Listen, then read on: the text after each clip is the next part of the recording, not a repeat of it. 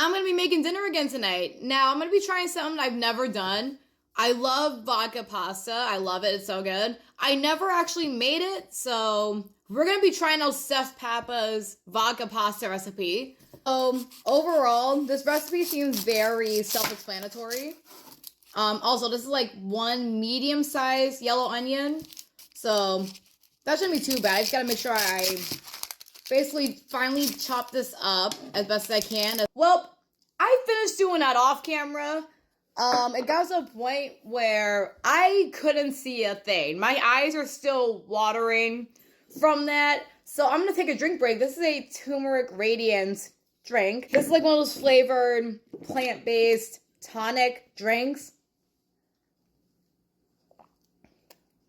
Ooh, it's actually really good.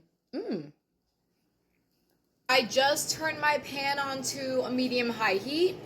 I'm going to add in a couple tablespoons of olive oil. I'm just kind of eyeballing it. I got my little butter thing here. I'm not using this whole thing. I'm just going to cut a tiny bit off. Oh my, get off.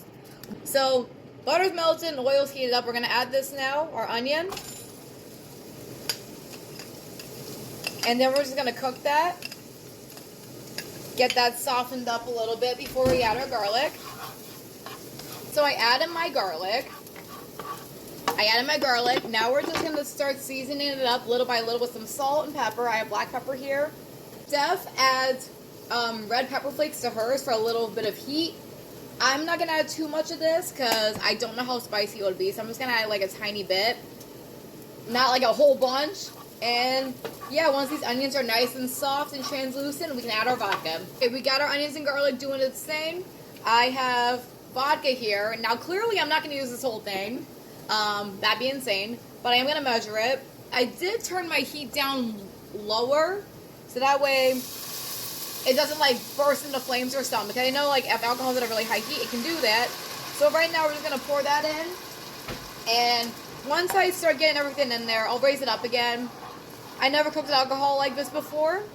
I did try to make vodka pasta once, but I had no vodka, so it was really a vodka-less pasta, which honestly sounds kind of stupid. So we're used to seeing vodka pasta with penne pasta.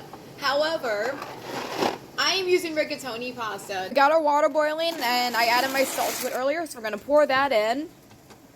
And then just mix that up and let it do its thing. And we'll come back to check on that in a bit. Our vodka has reduced. We are looking good so far. So right now we're going to add a can of this tomato sauce. Well, technically it's like crushed tomatoes with Italian herbs. Now, usually when you see vodka pasta being made, it's usually made with tomato paste.